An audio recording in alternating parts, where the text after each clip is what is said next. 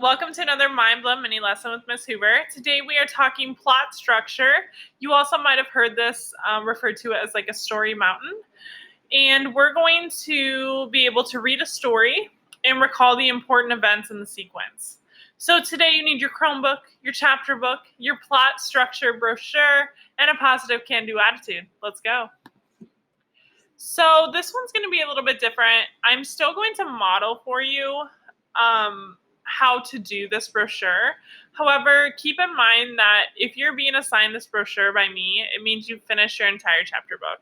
So you're going to have to recall everything that happened throughout the story, but we want to make sure those are just main points. I'm going to go over some of the terminology, and then I'm going to model for you using Harry Potter and the Sorcerer's Stone, because that's a story I know really well. So some of the key words that you need to know is exposition. That just means the beginning. It's a fancy term for beginning. The rising action. How is the character getting kind of to the big main event?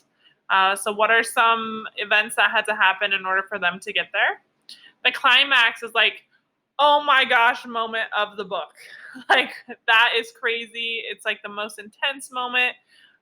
You're on the edge of your seat. Maybe you're screaming. It's like, oh my gosh. Okay, so what was the craziest moment that happened? The following action is kind of what was the results of that huge event, like what happened after.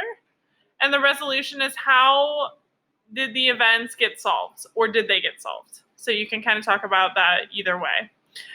While you're working with your partner, some sentence starters you might want to use are the story tells about, in the beginning, middle, end. The important parts of the story are, those are really important to identify. And in my own words, the story is about blank. So I'm going to walk you through. Hopefully you know the story of Harry Potter. Otherwise, I'm going to give you a quick plot diagram about it. So my exposition, remember, that's just a fancy term for beginning of the story. Who are the characters and what is the setting? So Harry Potter is a normal kid who lives with his miserable aunt, uncle, and cousin, and his parents died in a crash. Now, I forgot the setting here. Let me add that in. So the setting would be, so I would say Harry Potter of Privet Drive is a normal kid, and that's just his address. So it messed up my spacing, but you guys get the point there. So the rising action, what events lead to the turning point in the story? So Harry is found by the Hogwarts groundkeeper Hagrid after his uncle tries to kind of like hide him. He goes to Hogwarts and realizes he's the chosen one and had made Lord Voldemort, or Lord V in this aspect, go into hiding. So that's kind of the rising action that we see. He goes to Hogwarts and kind of realizes he's different. He is considered the chosen one, and he had no idea there was a secret world where he was kind of a celebrity. So we have the climax, the craziest part of the story. Lord Voldemort is trying to get the Sorcerer's Stone from Hogwarts, and Harry and his friends decide that they must stop him.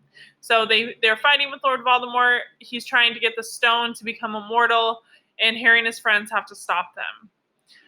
The following action, Harry is able to save the stone from Lord Voldemort and to stop him from getting immortality. So that was the whole reason he was trying to get the stone.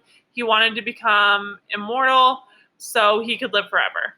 In the resolution, Dumbledore, the headmaster of Hogwarts, decides to have the stone destroyed to prevent Lord Voldemort from getting the stone. So spoiler, sorry if you haven't read this. It's a great book, so feel free to get a copy from me. But that is how you're going to kind of back up, take the main ideas from your book, and give me a plot diagram. So come see me if you have any questions. Otherwise, happy diagramming.